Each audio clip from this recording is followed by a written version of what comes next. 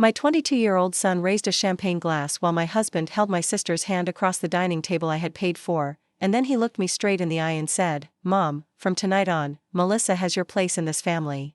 I had been home for less than 4 minutes. I was still wearing the cream blouse and charcoal slacks I had flown in from Austin Inn, my carry-on standing beside the marble entryway of our Highland Park house. For 3 days I had barely slept while negotiating with lenders to save a stalled mixed-use project Grant had pushed forward without final cost guarantees. I had spent the flight back to Dallas thinking I would shower, eat something warm, and sleep for 10 hours. Instead, I walked into what looked like a celebration staged for my humiliation. My mother, Evelyn, sat at the end of the table with a fresh blowout and the pearl earrings I had given her for her 70th birthday. My younger sister, Melissa, wore a fitted ivory dress and sat in my chair. Grant, my husband of 24 years, had his palm over hers. Tyler, our only child, stood with a bottle of champagne beside him as if he had just been promoted. There were 5 place settings. Mine was the only plate without food. "What did you just say?" I asked. Tyler lowered the glass, but not his eyes. "You heard me." Grant leaned back in the chair. At 52, he still had the polished smile that had made bankers trust him before he had earned the right. "Rebecca, sit down. We can do this calmly." "In which chair?" Melissa's mouth twitched. That was when I saw the ring on her left hand. It was a vintage emerald surrounded by small diamonds, the anniversary ring Grant had given me 6 months earlier. It had vanished from my jewelry drawer in March. He had helped me search for it for days. He had even teased me for being so distracted by work that I could lose something worth $18,000 inside my own house. I stared at my sister's hand. "That ring is mine." Melissa turned it toward the light. "It was yours." The cruelty of her answer was almost elegant. My mother sighed. "Rebecca, please don't make this uglier than it needs to be." I laughed once because my body could not decide whether to scream. I walked into my house and found my husband holding my sister's hand while she wears jewelry stolen from my bedroom. "Tell me what the prettier version is." Grant stood. "Our marriage has been over for years. You just refuse to notice. You care about North Star, contracts, permits, investors. Melissa remembers what it feels like to be a woman. And apparently what it feels like to be my wife," I said. My mother's jaw tightened. "A man needs a partner who is present. You have always been too hard, Rebecca. On Grant. On Tyler. On everyone." That sentence was older than my marriage. I had heard versions of it since I was a teenager. Melissa cried, and I was hard. Melissa overdrew an account, and I was hard. Melissa quit a job, moved apartments, wrecked a car, ended a relationship, and I was the hard older sister if I suggested she solve the problem before I wrote a check. Grant had learned the family language quickly. Tyler set the bottle down. "Dad is staying here." "I am too. You should leave tonight." The room became very still. I looked at the boy whose fever I had monitored through 2 nights when he was 6, the teenager I had driven across Texas for baseball tournaments, the college student whose tuition, condo, truck, and spring break trips had been paid from money I earned while Grant called himself the visionary of our company. "You're throwing me out? Your being here is toxic right now. Melissa slept with your father." He flinched, but only for a second. "She listens to me. Dad said I'm taking over new development. Vice president, eventually." I understood then. My son had named his price. "So this is a promotion dinner. Don't twist it." "I don't have to." Grant crossed to a sideboard and picked up a navy folder. He placed it on the table between us. "Your corporate access has been suspended. The board has been notified that you're under review for negligent oversight and diversion of company funds. Your company cards are cancelled. Sign the separation agreement, the non-disclosure agreement, and the resignation. You'll receive $12,000 a month for 3 years. More than fair." I did not touch the folder. North Star Development had started in a rented room above a title company in 2004. Grant brought charm and ambition. I brought the financial models, lender relationships, operating systems, land contracts, and the willingness to read every page nobody else wanted to read. As we grew, Grant became the face in magazines. I became the person who knew why the company was still standing. "Who suspended me?" I asked. "I did, as CEO." "With whose board authorization?" He smiled. "You should have paid more attention to people and less to clauses." The irony was so perfect that I almost smiled back. My mother came around the table and touched my arm. Her voice softened into the tone she had used whenever she wanted my surrender to sound like kindness. "Do this for the family. Melissa is finally happy. Tyler has a future with his father. You have money and talent. You can start again." I looked at her fingers on my sleeve. "Did you know?" She pulled her hand away. That was my answer. Melissa stood and slipped her arm through Grant's. We didn't want you to find out like this.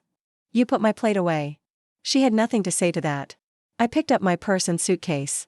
Grant's expression changed. He had expected bargaining, crying, maybe an outburst he could record and use later. My quietness unsettled him. The house is owned through a North Star holding company, he said. Security will remove you if you refuse to go. Then save them the walk. I left. Before I reached the car, I heard the champagne cork pop behind me. They toasted. At a gas station off Interstate 35, my corporate card was declined. I tried my personal Visa. Declined. My bank app rejected my password and then locked the account. When I called, the fraud department told me an authorized account administrator had reported a security concern and the joint accounts were under temporary review. Grant had not merely planned to leave me. He wanted me unable to buy gas without asking him for permission. I had $1,340 in cash because I had paid a contractor in Austin for an emergency inspection and he had returned an unused deposit. I filled the tank, drove north until my hands stopped shaking, and checked into a roadside hotel in Denton under my maiden name. At 11:18 p.m., 3 emails arrived. The first contained the marital separation agreement. The second contained the non-disclosure agreement. The third was a termination notice accusing me of approving unauthorized vendor payments totaling $2.1 million. Then Tyler texted me. Dad promised me VP of New Development if I stand with him. Please don't fight this. You taught me to recognize an opportunity. That line broke me harder than anything Grant or Melissa had said. I sat on the edge of a hotel bed with a floral comforter that smelled faintly of bleach and cried until my chest hurt. I cried for the child I thought I had raised. I cried for my sister, whom I had rescued so many times that she apparently believed my life was another thing she could borrow. I cried for a mother who had confused my usefulness with love. I even cried for the young man Grant had been when he owned 2 suits, drove a used Ford, and made me believe we were building a life instead of a stage for him to stand on. At 2:47 a.m., I stopped crying. I opened my laptop. Grant knew how to lock me out of ordinary North Star systems. What he had forgotten was why our lenders had approved our largest credit facility after a cyber attack 5 years earlier. They wanted a separate compliance archive with immutable backups, controlled by a founder-level key that could not be changed by the CEO alone. I had designed it. I signed in with a hardware token I kept inside the seam of my travel document pouch. The access screen opened. The first thing I found was the alleged $2.1 million diversion attached to my termination notice. The approvals looked like mine until I enlarged the signature certificate. Wrong device ID. Wrong authentication sequence. Right-looking signature. Someone had cloned an image of my signature onto a loan support package and then pushed approvals through a corporate device registered to Grant's executive office. I searched the vendor ledger. Larkspur Strategies LLC appeared 38 times over 4 years. The invoices described consulting, community outreach, interior sourcing, and market research. The registered manager was Melissa Parker. My sister. The total was $6.8 million. My pulse went cold. I followed the payments. A condo in Miami. A lake house near Austin. Luxury hotels in Madrid and Cabo. Jewelry charges. Private club dues. A $94,000 Range Rover titled to Melissa. Renovations at my mother's condo listed as stakeholder hospitality. Then I found a $3.4 million bridge loan application submitted 9 days earlier with my forged guarantee. The loan was scheduled to fund Friday. It was Thursday morning. I kept digging. North Star archived recorded internal calls when participants selected the compliance recording option. Grant loved recordings because he thought they protected him from subordinates changing their stories. On a finance call 2 nights earlier, he had activated the feature himself. The system log showed Grant, Melissa, and our controller, Peter Vale. Peter had disconnected after 8 minutes. Grant had apparently forgotten the recording continued. I put on headphones. Grant's voice came through first. Once the Austin Bridge money lands, move the vendor balance through Larkspur and tag the backdated invoices to Tyler's approval profile. Melissa laughed softly. Your own son? He wants the title. Let him carry some responsibility. If anyone starts asking questions, he was the overeager new development kid who approved vendors he didn't understand. And Rebecca? She'll sign before she realizes what happened. If she fights, the termination file makes her look dirty too. By the time anyone untangles it, we'll be in Madrid. There was a pause. Melissa asked, what if she protects Tyler? Grant answered, she always protects him. That's why this works. I took off the headphones. My son had sold me for a title. His father was planning to sell him for an escape route. At 3:26 a.m., another email hit my inbox. It was not addressed to me. It had been forwarded automatically because the venue contract still listed the North Star founder mailbox as a billing contact. Melissa and Grant were holding what they called a new beginning ceremony at a private hill country resort outside Fredericksburg on Saturday evening. It was not a legal wedding, Grant and I were still married. But 230 clients, investors, relatives, local officials, and industry contacts had been invited to watch them exchange vows of commitment as if I had already been erased. My mother was listed as family host. Tyler was giving the opening toast. The event deposit had been paid by Larkspur Strategies. I stared at the screen for a long time, then called a number I had not used personally in nearly 3 years. Michael Chen answered on the fourth ring, his voice rough with sleep. Rebecca? I need a forensic audit, an emergency board meeting, and the name of the best white-collar attorney you know. He became fully awake. Are you safe? That simple question almost made me cry again. For the moment. Where are you? I told him. He said, stay there. Send me nothing from your regular email. I'll be there in 90 minutes. Michael, there's something else. What? I looked at the invitation glowing on my laptop. Grant is throwing a ceremony Saturday to celebrate replacing me with my sister. Silence. Then Michael said, he always did love an audience. Good. Because this time I think he's going to get one. Michael arrived at 5:11 a.m. in jeans, a navy pullover, and the expression of a man already doing math in his head. He had been Northstar's earliest outside investor, putting $400,000 into the company when Grant and I had more confidence than cash. He still owned 18% and sat on the board, though Grant had spent years treating him like ceremonial furniture whenever Michael challenged expansion plans. With him came Dana Ruiz, a former federal prosecutor who now handled corporate investigations. Dana did not hug me or tell me everything would be fine. I liked her immediately. She put a legal pad on the hotel desk. Start with what you can prove, not what you believe. For 2 hours, I showed them the forged guarantee, Larkspur transfers, termination notice, device logs, and recorded compliance call. Dana made me stop whenever I moved from fact to assumption. At 7:40 a.m., she leaned back. Your husband made 3 mistakes. He used company systems for personal fraud. He forged your approval on a credit instrument. And he forgot your governance documents.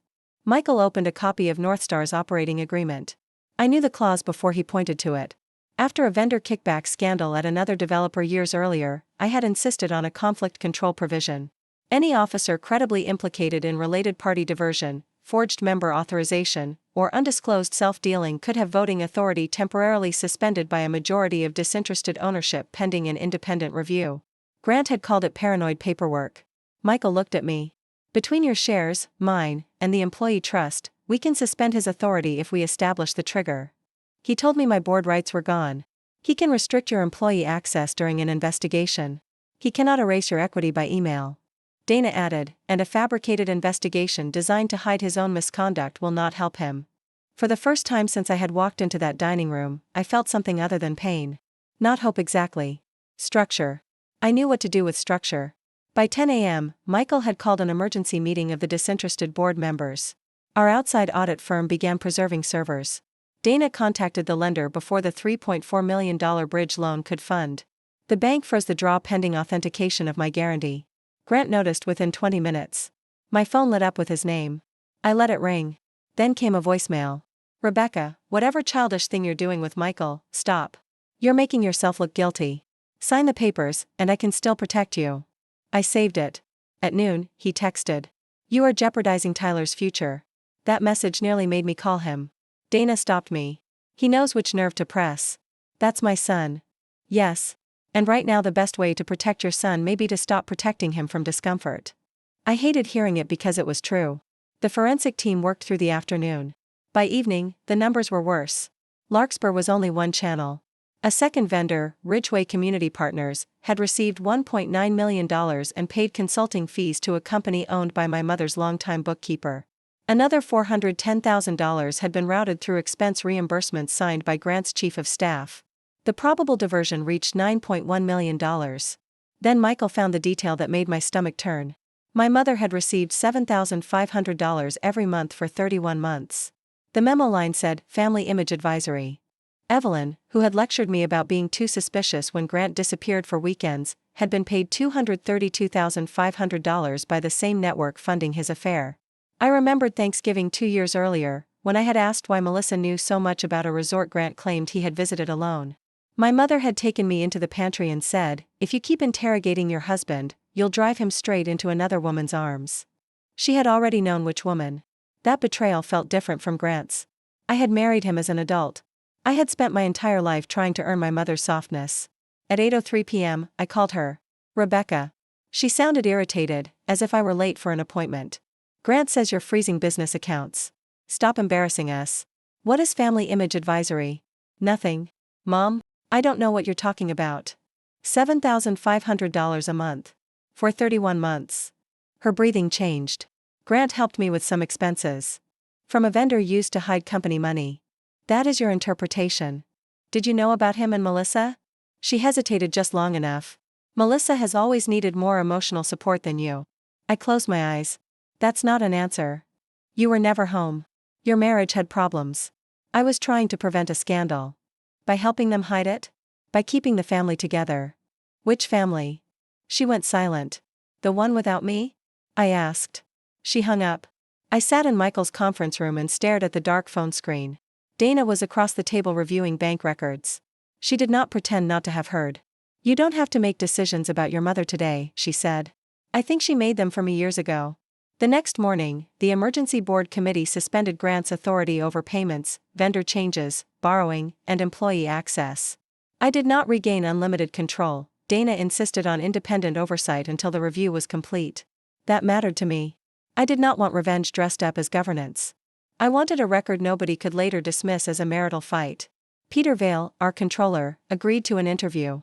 He looked sick when he walked in. I knew the vendors were unusual, he said. Grant told me Melissa's firm had politically sensitive clients and I wasn't supposed to ask questions. Why did you approve the payments? Because he was CEO. And because last year when I challenged a land reimbursement, he threatened to fire me. Dana asked about my termination. Peter shook his head. Rebecca's termination didn't go through HR. Grant had IT disable her access and then used an old executive template. Monica in HR is in the hospital recovering from surgery. The signature stamp on that letter is hers, but she didn't sign it. Another forged act. The wall Grant had built around me was beginning to look less like a wall and more like evidence. At 2 p.m., I drove to Tyler's apartment in Uptown. Dana told me not to discuss confidential details beyond what was necessary. I agreed. I was not going there to recruit a witness. I was going as his mother. Tyler came down wearing a North Star quarter zip with VP Development embroidered on the chest. Grant had given him the costume before the job existed. You shouldn't be here, Tyler said. Your father is attaching vendor approvals to your user profile. He glanced toward the lobby. Here we go. I handed him a copy of a company registration showing his electronic signature as an officer of Ridgeway Community Partners. His face changed. I never signed this. Then get a lawyer. Do not sign anything Grant gives you. Do not move money. Do not attend any meeting where they ask you to approve old invoices. Dad said the paperwork was part of onboarding. You are not an officer of that company. He read the page again. For a moment I saw my child, scared and confused. Then pride returned. This could be fake. Tyler. You have every reason to ruin him now. I am warning you that the man who promised you a title may need someone younger and less experienced to blame. He shoved the page back at me. Dad says you can't stand not being in control. Your father is sleeping with my sister. You keep making everything personal. I stared at him. It is personal. He looked away. Don't come to the ceremony Saturday, he said.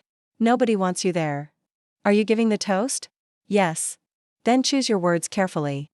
He walked back into the building without saying goodbye. I sat in my car for 12 minutes before I could drive.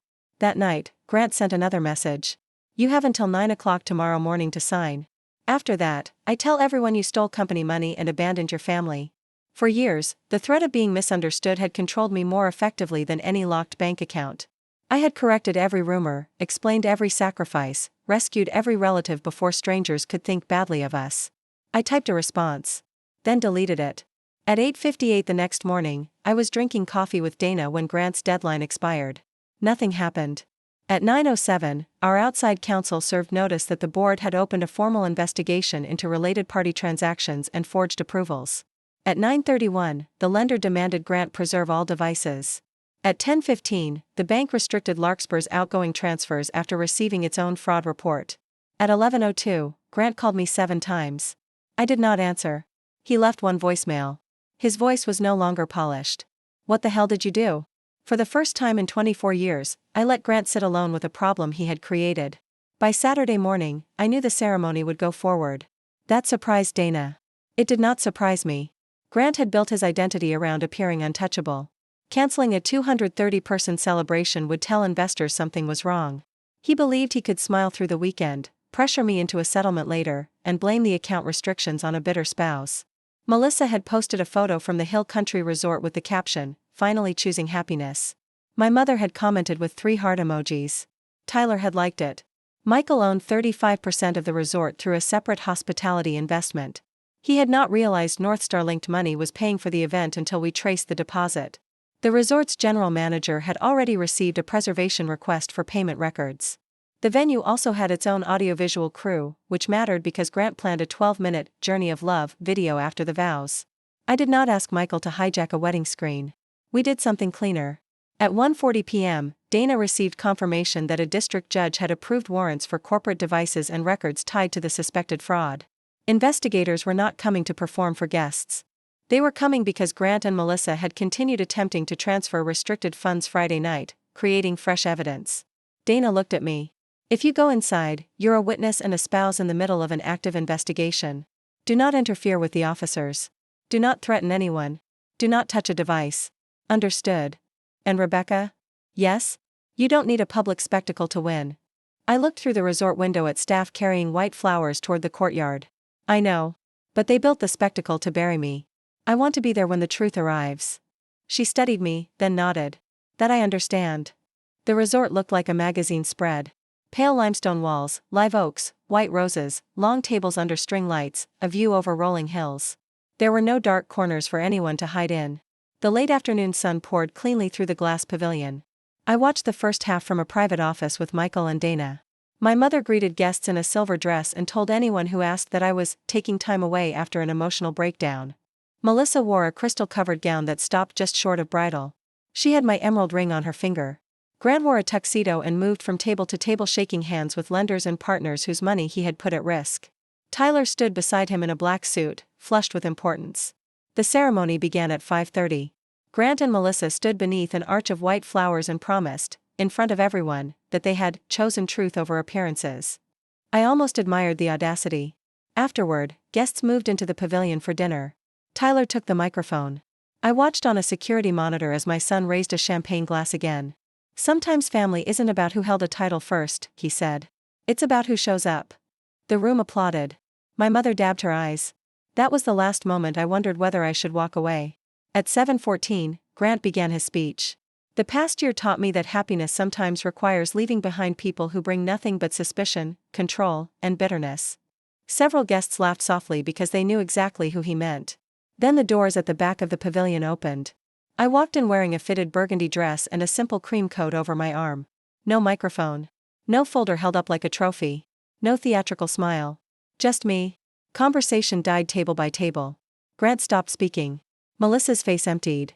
Tyler whispered, "Oh my God." My mother was the first to move.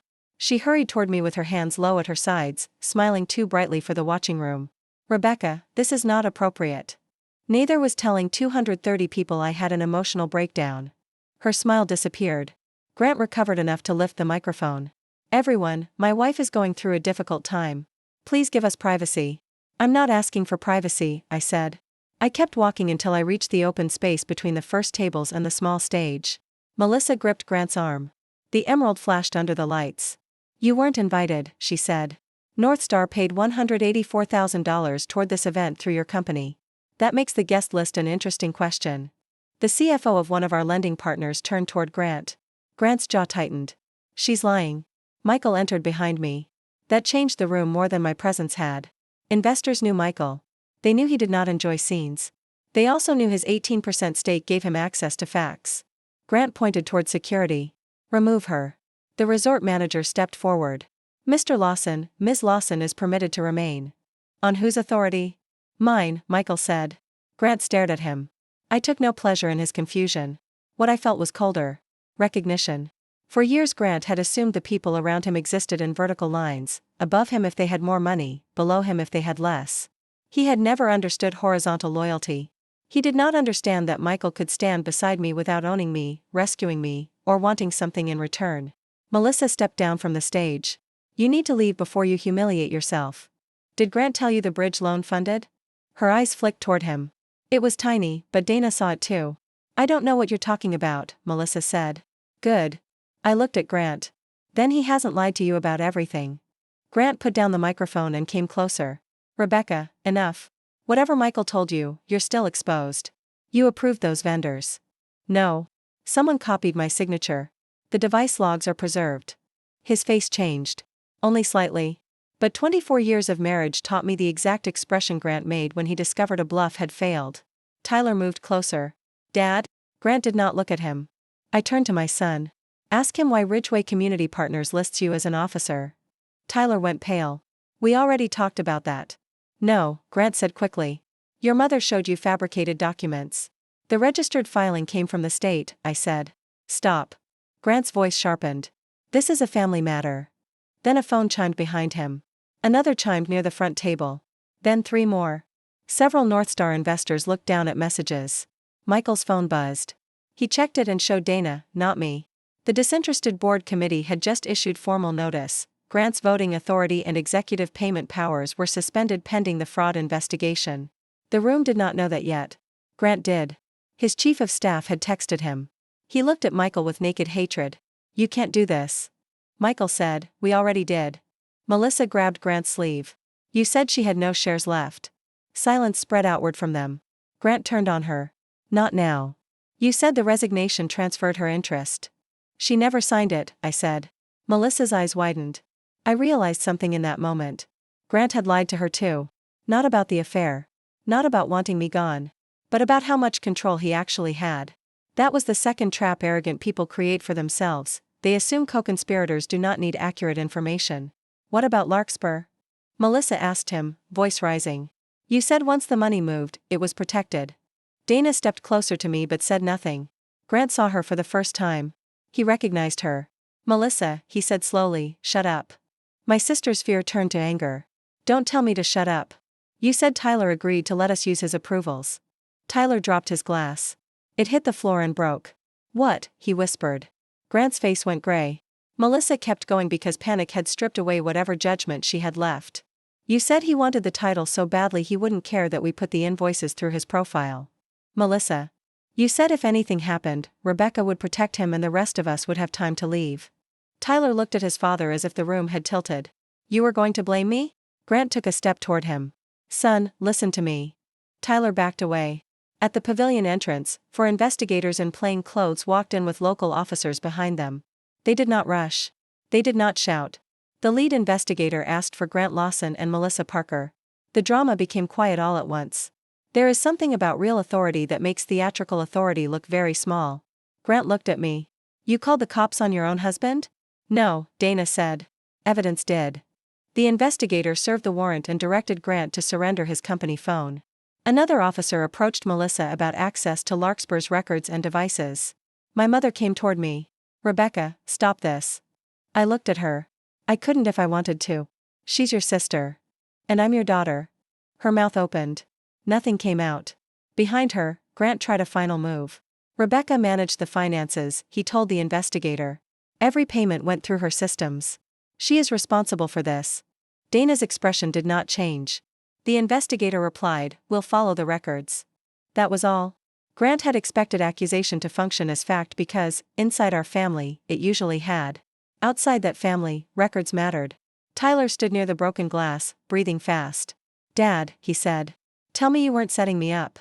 Grant looked at him for less than a second before turning back to the investigator. That was the answer. My son covered his mouth with his hand. I wanted to cross the room and hold him. Every instinct I had spent 22 years reinforcing told me to protect him from the pain immediately. I did not move. The investigator collected Grant's phone. Melissa started crying and insisted she had been misled. Then Grant made the mistake that ended whatever loyalty she still had. She opened the companies, he said. I never controlled Larkspur. Ask her. Melissa stopped crying. Excuse me? You were the manager. Because you told me to be. You signed. Her face hardened. You said Rebecca's shares would be yours after she resigned. You said I'd own half of everything. Grant laughed once, ugly and tired. You were useful because the companies couldn't be in my name. Don't confuse that with ownership. The sentence landed harder than a slap. Melissa looked at him, then at the investigator. I have another phone, she said. Grant spun toward her. Don't. She ignored him. It's in the suite safe. There are messages, account instructions, passwords. He told me never to put them on my regular phone. The investigator asked which suite. She told him. Grant closed his eyes. My sister had spent years helping him betray me. In less than 60 seconds, he had given her a reason to betray him too. I felt no joy watching it. Only the brutal symmetry of people discovering what their bargains were actually worth. My mother whispered, "Look what you've done to this family." That sentence finally made me angry. I turned toward her. I was gone for 3 days. In those 3 days, you sat at my table, put my sister in my chair, let my son throw me out, watched Grant freeze my accounts, and toasted after I walked through the door. You took $232,500 from companies funding their lies. And now, because the records finally caught up with all of you, you want to call the consequences mine. People nearby heard every word. For once, my mother could not edit the story before it reached the room. Her face crumpled. I only took what Grant offered. I needed help. You had help. You had me. You always made me feel like I owed you. I stared at her. Because you did. She recoiled. I lowered my voice. Not for being my mother. For the loans I paid, the condo taxes I covered, the medical bills, the vacations, the money you promised to repay and never did. I never asked you to worship me. I asked you not to help my husband steal from me. She began to cry. I had seen those tears control rooms since I was a child. This time they were only tears. I walked away. The investigators did not handcuff Grant in front of the cake. Real investigations move less theatrically than family fantasies. They seized devices, served warrants, interviewed witnesses, and told Grant and Melissa not to leave the state without notifying counsel. By midnight, the celebration had emptied into clusters of whispering guests and canceled rides. The white flowers were still perfect. The promise arch still stood against the dark Texas hills. But the story Grant had planned for the room was dead. At 12:36 a.m., I stood alone on a terrace behind the resort. Tyler found me there. His tie was gone. His eyes were swollen. "Mom." I waited. "I didn't know." "You didn't know he planned to use you?" He flinched.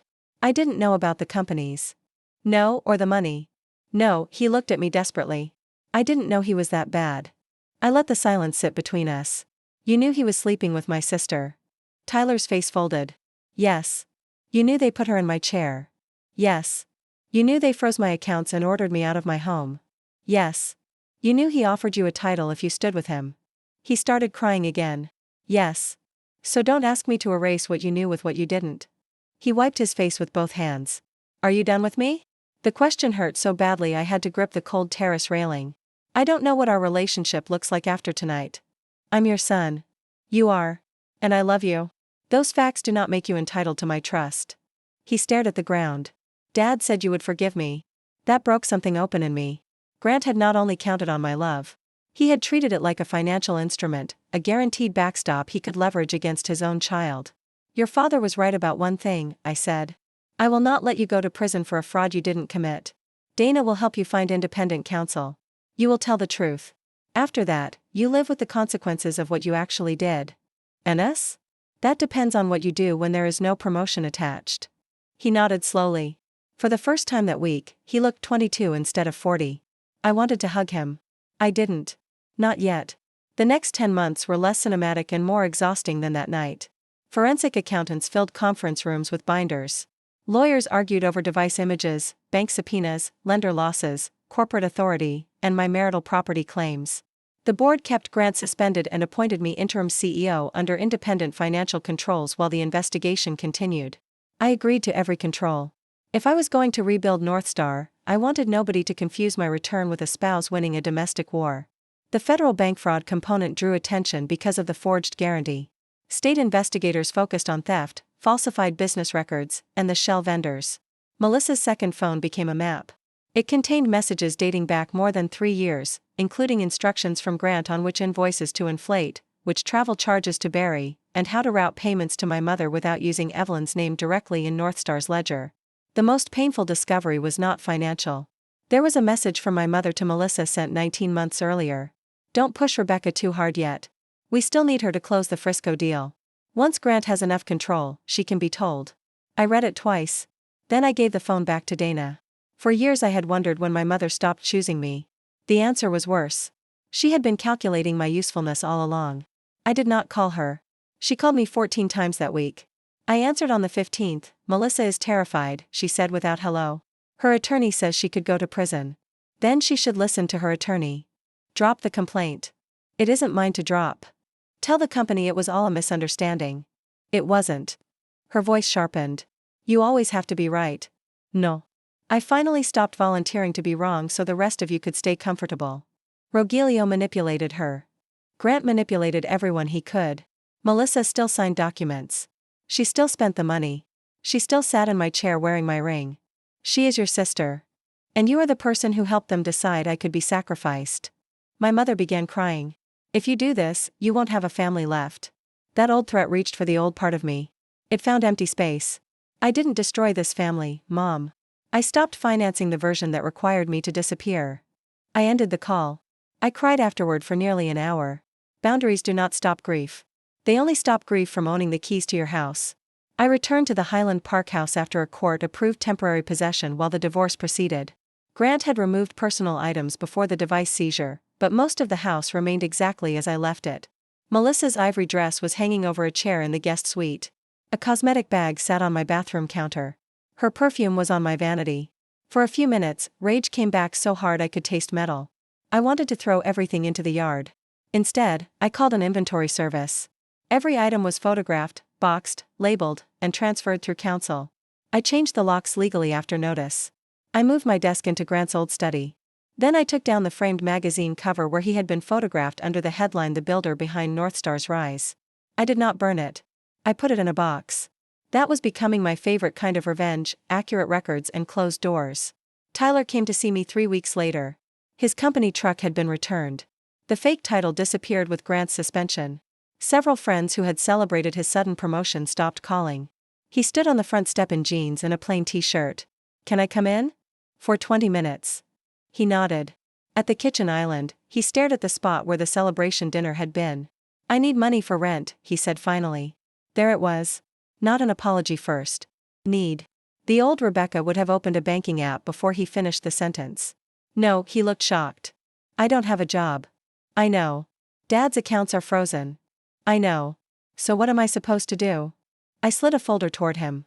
He looked at it suspiciously. Inside was an application for a university hardship payment plan, a list of 6 employers hiring project assistants, and a temporary records clerk position at North Star paying $21 an hour. The job reported to facilities administration, not to me.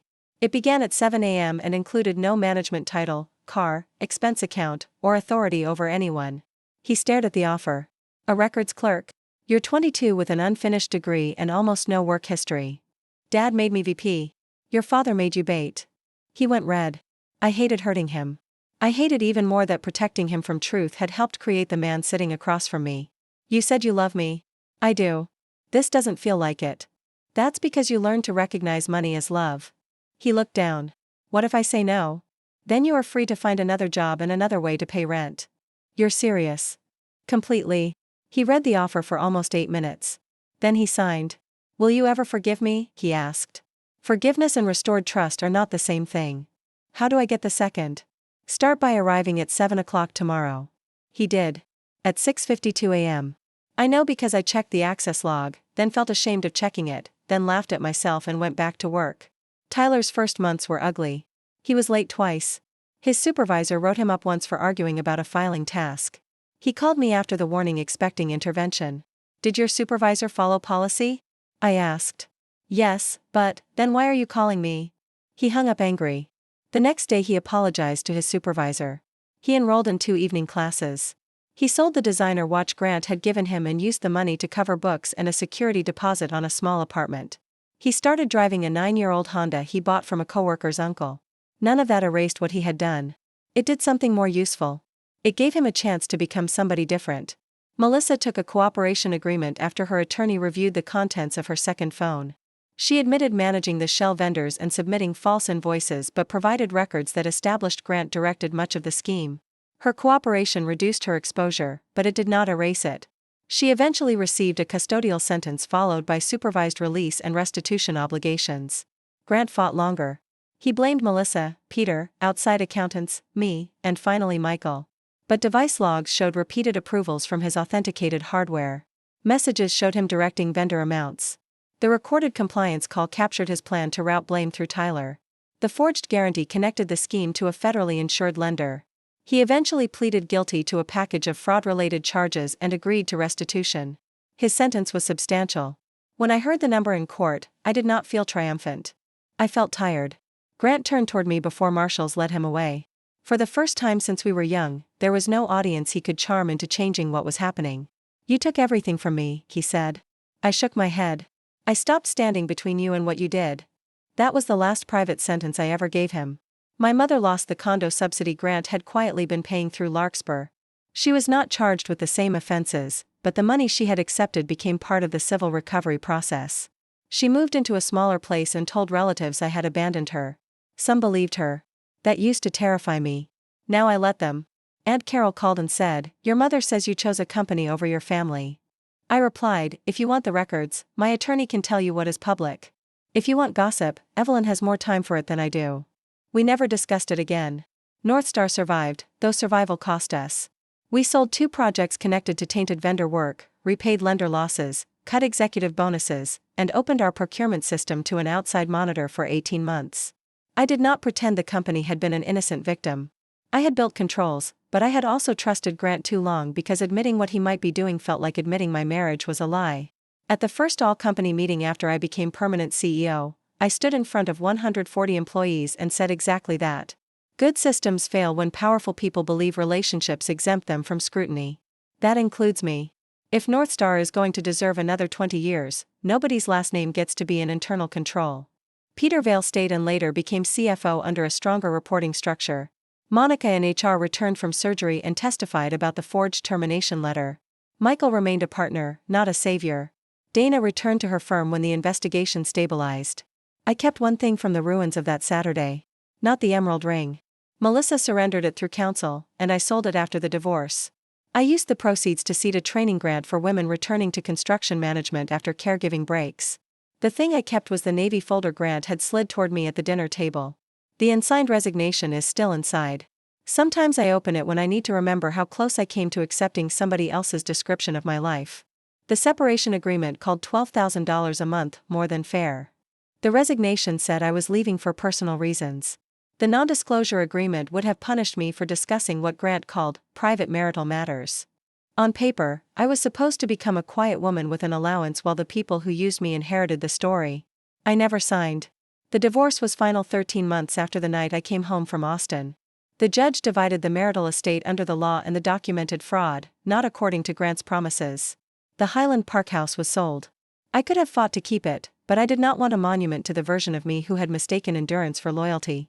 I bought a smaller house with wide windows, pale walls, and a kitchen table that seats 6.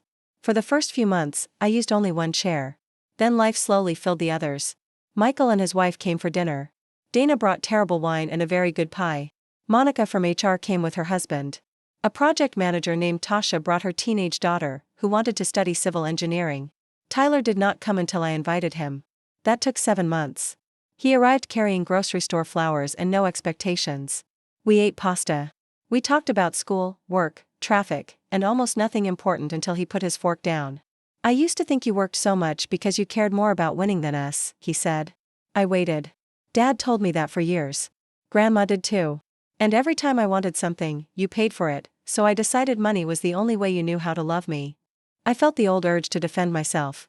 I didn't. "I did work too much," I said. "And I used money to solve things I should have made you solve yourself. Both can be true." His eyes filled. "But you didn't deserve what I did." "No, I knew about Dad and Melissa for almost 2 months. I already suspected that. Hearing it still hurt. Why didn't you tell me?" He looked down at his hands. "He said if I stayed quiet, he'd finally bring me into the company. He said you would be angry but you'd get over it because you always do." There it was again. My forgiveness, priced and spent by other people before I had even offered it. Tyler took a breath. "I don't expect you to trust me because I'm sorry. I just wanted to say it without asking for anything." That mattered. Not enough to erase the past. Enough to begin. I reached across the table and took his hand. It was the first time I had touched him since before the dinner where he raised that champagne glass. We both cried. There was no dramatic promise that everything would be normal again. I did not want normal again. Normal had been me paying every bill, absorbing every insult, preventing every consequence, and calling the exhaustion love. I wanted something smaller and more honest. A year after the investigation began, Tyler sent me a text at 9:18 p.m. Got a 94 on my finance final. Not asking for a raise. Just thought you'd want to know. I laughed so loudly in my office that Peter looked through the glass wall to see if I was all right. I texted back. I'm proud of the work. Keep going. He responded with a thumbs up. That was all. It was enough. On the second anniversary of the night I was thrown out, I stayed late at Northstar's Dallas office. The city was bright beyond the windows. Below me, cars moved along the freeway in steady lines, everybody going somewhere I would never know. On my desk sat a photo from a new affordable housing groundbreaking. Tyler was in the back row wearing a hard hat, not because he was my son but because his department had earned the invitation. He had finished his degree and moved into a junior project controls role after going through the same interview process as everyone else. My mother was not in my life. Melissa wrote me 2 letters from custody. I read both and answered neither. Grant sent messages through attorneys until the divorce terms made unnecessary contact stop. People sometimes ask whether losing them was worth getting the company back. They misunderstand what I recovered. Northstar mattered. My money mattered. My reputation mattered. But none of those was the real thing Grant tried to take when he froze my cards and put my sister in my chair. He tried to make me believe my value depended on continuing to serve people who had already decided I was disposable. For most of my life, that trick would have worked. I would have signed something, paid someone, forgiven too quickly, and called the surrender maturity. That night in the Denton Hotel, with $1,340 in cash and an ugly floral comforter under my hands, I finally saw the pattern clearly. My mother needed me useful. My sister needed me rescuing. My husband needed me competent but invisible. My son needed me forgiving before he had learned accountability. I loved them so much that I had spent decades turning every boundary into a door they could reopen. So the ending of my story is not the ceremony where investigators walked in. It is not Grant's guilty plea. It is not Melissa's cooperation agreement, my mother's smaller condo, or the day the board made me permanent CEO. It is a quiet Tuesday night when Tyler calls and asks if I have time for dinner, and I can say no because I already made plans. He says, "Okay, Mom." Another night. No guilt. No punishment. No emergency manufactured to pull me back into place. Just respect. Grant believed power was the ability to freeze accounts, control titles, own the room, and make people afraid of losing access to him. I know better now. Power is knowing what you built when someone else has spent years taking credit for it. Power is letting evidence speak when a liar is begging you to argue. Power is loving your child without funding his worst choices. Power is grieving a mother without crawling back for permission to call yourself a good daughter. Power is seeing your sister in your chair and understanding that a chair is not your place in the world. And sometimes power is nothing more dramatic than closing a door, keeping the key, and refusing to apologize for the click.